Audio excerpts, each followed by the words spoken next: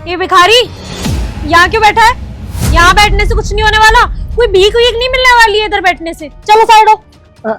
ये मेरे बेटे प्रेम का घर है, मैं उसी से मिलने आया हूँ गाँव से। अच्छा, ये तो मुझे भी पता है कि ये प्रेम का घर है और यहाँ आसपास के सभी लोगों को पता है और हर अरे गहरे को भी पता है कि ये प्रेम का घर है। पर इसका मतलब ये तो नहीं है ना कि तुम जैसा कोई भी उठ के आ जाएगा और बोल देगा कि हम प्रेम के रिश्तेदार हैं और मैं मान लूंगी। नहीं नहीं बेटा, मैं सही कह रहा हूँ, ये मेरे बेटे प्रेम का ही घर है। ज्यादा बकवास करने की जरूरत नहीं है। इस उम्र में ना दिमाग खराब हो गया है। भीख मांगने के लिए समझ नहीं आता लोग कितने हद तक गिर जाते हैं। इधर यहाँ से चल।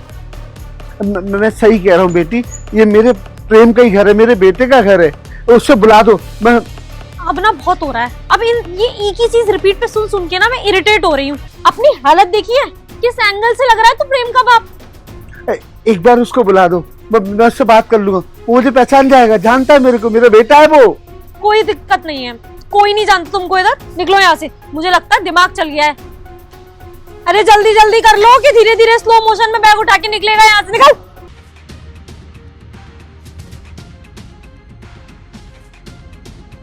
पापा, अरे प्रेम, तू? मैं कब से दरवाजे पे बैठा हुआ था, तेरा इंतजार कर रहा था। हाँ आप कब आए? बस आधा घंटा हो गया मेरे को। आधा घंटा हो गया? हाँ तो आप अंदर क्यों नहीं गए? अंदर चले जाते घर में। बेटा, मैंने कहा था, एक लड़की निकल के आई थी, वो कह रही थी प्रेम का घर है, लेकिन तुम प्रेम के बाप नहीं हो। क्या? उसने ऐसा कह के मुझे धुतकार के भगा दिया। नहीं पापा, ऐसा कैसे हो सकता है? दिव्या है घर में, वही लड़की है जिसके बारे में मैंने आपको बताया था कि मैं उससे प्यार करता हूँ और उससे शादी करूंगा। दिव्या ऐसा कैसे कर सकती है? आप एक काम करिए, मेरे साथ चलिए। चल बेटा। चलिए पापा। अरे प्रेम, ये भिखारी को अंदर क्यों ले आए? पूरा का पूरा घर गंदा हो जाएगा। दिव्या, ये किस तरीके से बात कर रही हो तुम? और किस तरीके से बात करूं? अरे एक ही बात तेरे को बार बार समझानी पड़ेगी क्या? अभी मैंने थोड़ी देर पहले बाहर बताया था ना कि भिखारियों को घर में अंदर आना अलाउड नहीं है, फिर भी तू प्रेम के पीछे पीछे आ गया। अरे कौन है ये? क्यों लगाते हो इतना मुंह किसी को? अरे दिव्या, ये किस तरीके से बात कर रही हो तुम? भिखारी भिखारी क्या लगा रखा है? तुम्हें पता भी है ये कौन है? कौन है भिखारी? और कौन है? हमारे घर के बाहर डेरा डाल के बैठ गया था और पता क्या कह रहा था कि तुम बेटे हो इसके। हाँ तो गलत क्या बोल रहे हैं वो? हाँ मैं उनका बेटा हूँ। और तुम किस तरीके से बात कर रही हो तुम मेरे पापा से? तुमने उनको घर में आने तक नहीं दिया। जब उन्होंने मुझे बताया तो मैं ये सोच रहा था तुम्हें गलत फहमी होगी, ऐसे ही बोल दिया होगा, लेकिन तुम मेरे सामने ही तुम मेरे पापा को इतना उल्टा सीधा बोल रही हो। इसका मतलब ये सच में तुम्हारे पापा है? हाँ ये मेरे पापा हैं। छी, ऐसे है तुम्हारे पापा? अरे देखो तो सही, उंगलियां तो देखो, कितने गंदे संदे से कपड़े पहन रखे हैं और आस पास ही ना बदबू बदबू हो रखी है। लगता है कई दिनों से नहाया भी नहीं है ये आदमी। बेटा, तुम्हें बात करने की तमीज नहीं है? शकल से तुम पढ़ी लिखी लग रही हो। अरे किसी बड़े से कैसे बात करते, इतना तमीज तो होना चाहिए। और फिर रही मेरे वेशभूषे की, मेरे वेशभूषे से मुझे मत नापो। अरे हम गांव के लोग हैं, साधारण तरीके से रहते हैं, इसका मतलब ये थोड़ी है कि तुम किसी को भी यारा गहरा नत्थू समझ को किसी को भी बेइज्जत कर दोगी।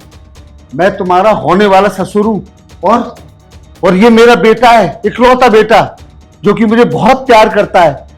मेरा ना तुमसे कोई रिश्ता नहीं है, तुम मुझसे रिश्ता जोड़ने की कोशिश मत करो, जिससे है ना उसी से निभाओ। तो ठीक है दिव्या, अगर तुम्हारा इनसे कोई रिश्ता नहीं, अगर तुम्हें इनसे कोई रिश्ता नहीं जोड़ना, तो मैं भी तुमसे कोई रिश्ता नहीं जोड़ूंगा। अगर मैं तुमसे प्यार करता हूँ, शादी करूंगा, तो मेरे पापा भी मेरे साथ में रहेंगे। लेकिन तुम उनसे कोई रिश्ता ही नहीं रखोगी तो मैं भी तुम्हारे साथ नहीं रह पाऊंगा, क्योंकि मेरे पापा ही मेरी दुनिया है। ऐसे कैसे बोल सकते हो?